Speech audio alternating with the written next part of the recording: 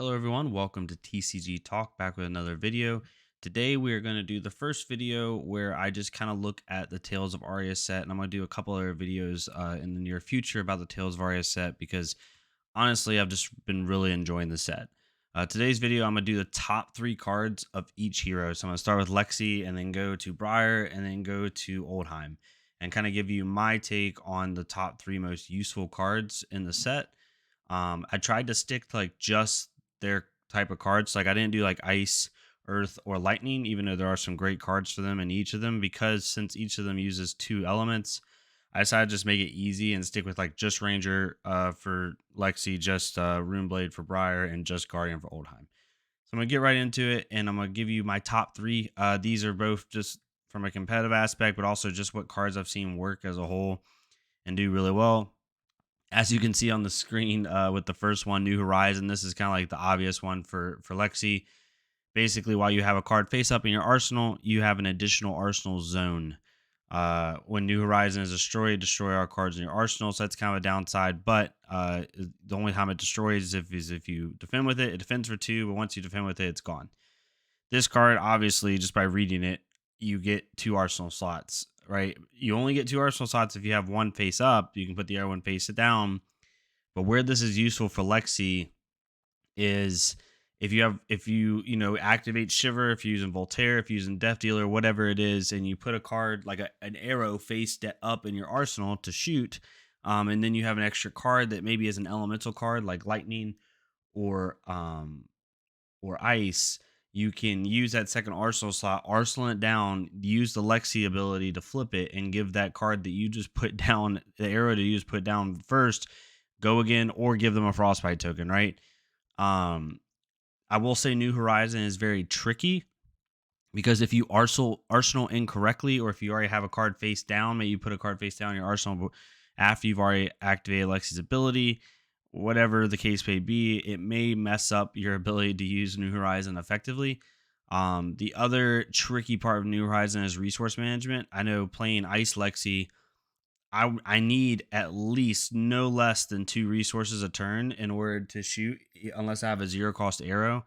And if I want to pump that arrow, like you do have Seek and Destroy, which we'll get to in a second, that's a 0 cost pump. But overall, the resources make it a little bit difficult, right? To put 2 cards down in Arsenal. Sometimes you might need that second card for a resource or a pitch, or you're wanting to play it, whatever it may be. So it's a little bit tricky, but overall, having 2 Arsenal slots, being able to activate that Lexi ability right before you shoot an arrow, um, or if if you play a card out of your arsenal at the start of your turn, give it go again, you know, activate Shiver, Voltaire, put a second card down in there, then put another card face down, use the Lexi ability, flip that, right? There's a lot of different things you can do with New Horizon that make it very powerful card.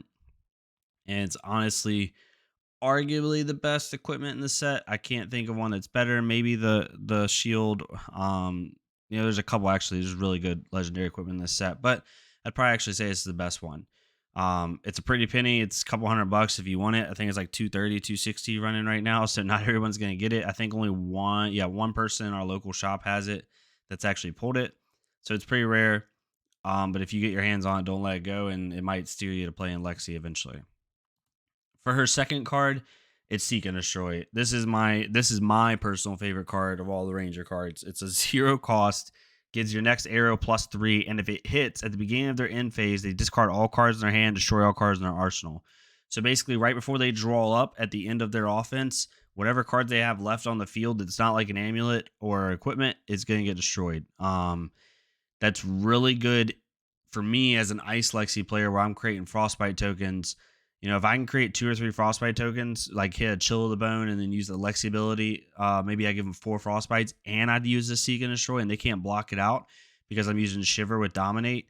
Now they can't really play a card and all their cards are going to be destroyed. It's just very difficult for them to get out. And it's basically a hand wipe mechanic. Wipes their hand and then you now are back on the offensive foot. So it's just an amazing card. Still defends for 2, which is pretty typical of Ranger.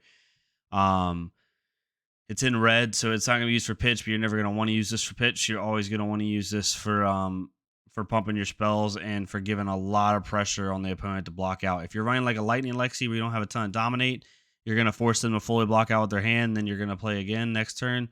If you're using an Ice Lexi with Dominate, this is even worse. I've had turns where I've played Take Aim into Seek and Destroy, which are both 0 cost. Give it a +6, and then pitch my maybe a 5-card hand. Pitch my card to activate Shiver. Give my Bolt Dominate and fuse it, and now I have an 10 to 14 attack with Dominate. That's also going to give them Frostbite tokens and pumps my and destroys their hand. So as you can see, this card is just a game changer. Definitely have a full playset of these in your deck. If you're running Ranger, you need to have these. This is probably the best pump spell you can have. For the final card, I did 3 cards per hero. For the final card, I did Snapshot. This is a rare, but I think in Lightning Lexi, this card is insane. And one of my buddies at our shop uses this. So it works the same as Veil of Flash and Briar, where if you fuse it, you may activate abilities of bows you control an additional time this turn as though they were an instant. So you can activate Shiver's ability, you can activate Death Dealer's ability, you can activate Voltaire's ability, and he uses Death Dealer, and Death Dealer allows you to draw a card when you use it. So he will, activate Death Dealer to put this down into his arsenal, draws a card, fuses it, shoots it, then draws a card again, right? Because he activated Death Dealer twice, because the second time it says instant, and since he's activating it again, he can put a second arrow down in, and he can draw a second card per turn that he plays a Snapshot. And he's played a couple of turns where he's had multiple snapshots. So if you just think about that in your head, like as long as he can additionally fuse it, you could shoot 2 or 3 cards a turn as long as you have go again. Or at least at the very least, draw 2 or 3 cards a turn. You may not be able to play 2 or 3 bows if you don't have the go again necessary for it, but it's just a really good card. And it defends for 3, which is good in Ranger, and it's a 0 cost bow. This is probably one of the best lightning bows, if not the best lightning bow in my opinion. If you're playing Lightning Lexi, or even if you're not, if you just want to add in a little bit of lightning, or even just add in a good 0 cost bow into your Ice Lexi build, this is definitely a way to go, and I highly recommend it. So that was for Lexi. Now we're getting into Briar. Briar is what I normally play out of the set. I do play a little bit of Ice Lexi, but I mainly play Briar, and I've been experimenting a lot with her. And Briar has a lot of base level cards that are good. I think Briar utilizes the elemental cards. And when I say elemental, I don't mean like the non identifiable cards. I mean like ice and earth, or not. She's not ice and earth, lightning and earth. But as far as her like Runeblade cards, I think there's not very few you can use. They're all useful, but there's very few like really, really, really good ones. And that's just my opinion. But the 2 that I picked are upcoming. One is Sting of Sorcery. Attack action cards you control deal 1 arcane damage when they attack a hero. And at the beginning of your end phase, you will destroy Sting of Sorcery. This is really useful because a lot of her cards already deal arcane when they're fused, or they just deal arcane naturally, like Singeing Steelblade. You can put Vexy Malice in there, things like that, old Vexy Malice cards. So if they already deal 1 arcane innately when you fuse them or when you play them, and then now they're going to deal a separate instance of arcane just by playing them. So the person's got to stop the arcane just from you playing the card. Then they got to stop the arcane that's actually being done when you fuse it or when you attack with it. So it's a very good card. And if you fuse it with the second card, it's 0 cost at blue, so it's good for pitch, easy to play. You fuse it with the second card, which is Flicker Wisp, which Flicker Wisp is lightning fusion. If Flicker Wisp is fused until the end of turn, action card effects, not attack action card effects you control that deal arcane damage instead deal that much +1. So both of these are 0 cost, right? And both of them are non-attack actions. So when you play both of these back to back, you get an embodiment of lightning token, which gets your next attack go again. And then let's say just pick a random attack, right? Singeing Steelblade, 4 physical, 1 arcane, right? So your Singeing Steelblade is gonna have go again from these 2 being played back to back, and then it's gonna deal 2 arcane, because what happens is Flicker Wisp deals 1 arcane by itself, so you're doing 1 arcane during the turn. Then if you fuse it, any action card that deals arcane deals that much +1, so it fuses on itself. So this card will actually deal 2 damage, right? So Flicker Wisp is going to deal 2, and then when you play Singeing Steelblade, it's going to get 1 arcane for just playing the card, and then that 1 arcane is going to go to 2 because any arcane damage you deal is that much +1. So it's 2 for Flicker Wisp, 2 for just playing Singeing Steelblade, and then it deals 1 by itself.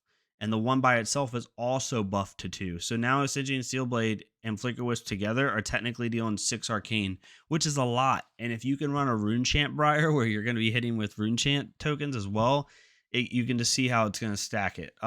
This is my favorite card combo in Briar as a whole. They're just fantastic. And they're both 0 cost. So you just got and buy them a lightning token for free.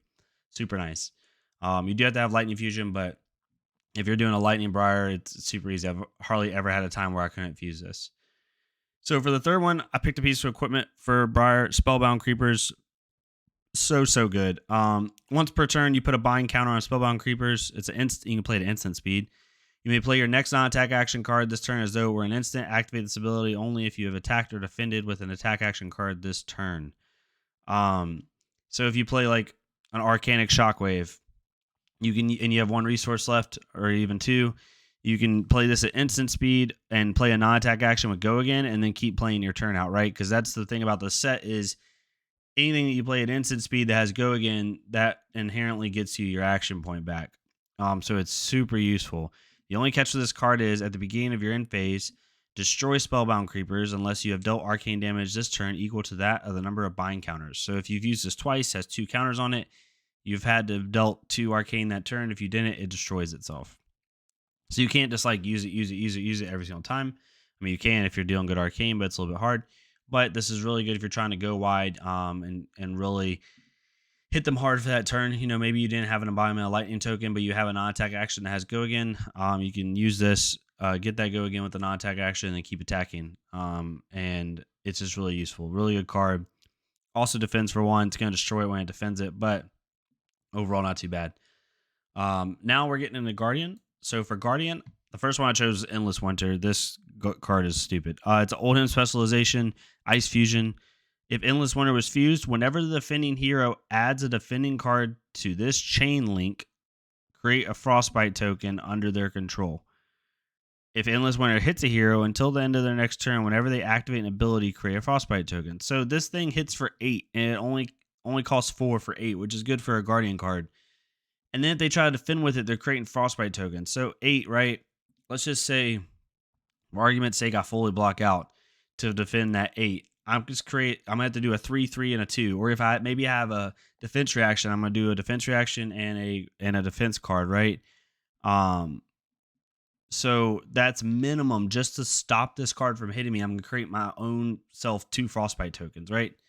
Which people don't want to do because, yeah, you might block the 8, but now you have 2 Frostbite tokens, maybe even 3 to worry about just from blocking this card. Then if it hits a hero, maybe they don't want you to. Whenever they activate an ability, create a Frostbite token. Now, that's not as crucial. It's still bad, but activate ability basically means if the card has a colon on it, that basically means it's activating an ability. I have my Prism deck right here in front of me. I'm trying to see if I see something. So yeah, like Luminaris, it's once per turn action where it gives Aura's attack, has a colon after it. That is a ability, right, that you can't use. Or if you use it, it creates Frostbite token. Dreamweavers, which I don't know if you can see this. You probably can't see the colon, but Dreamweavers is an activated ability. Anything with a colon on it is an activated ability. Heart and Cross Trap is a pretty normal one that's an activated ability. And that'll create a Frostbite token. So it prevents your opponent from really doing those like really crucial abilities that maybe enable their deck. So going against this card, you have 2 options. You let it hit you and then not be able to use your abilities next turn when it hits you for 8, which sucks. Or you don't let it hit you and you create 2 or 3 Frostbite tokens from your from just defending against it. So it's such a good card. Puts a lot of pressure on the opponent and defends for 3. So it's really good for that as well. Next one is Terra Sunder. I swear this is the most pulled Majestic in the set. I don't know why. Maybe it's just our local store. I don't know the exact number, but I'm going to guess collectively from what I've pulled 4. I've traded them because I'm not a Guardian player. I pulled 4, and I would guess people I've seen around me have pulled 4 or 5. So we've pulled like 9 or 10 from the shop. And it's a great card. Your next Guardian tag gets +1 and Dominate.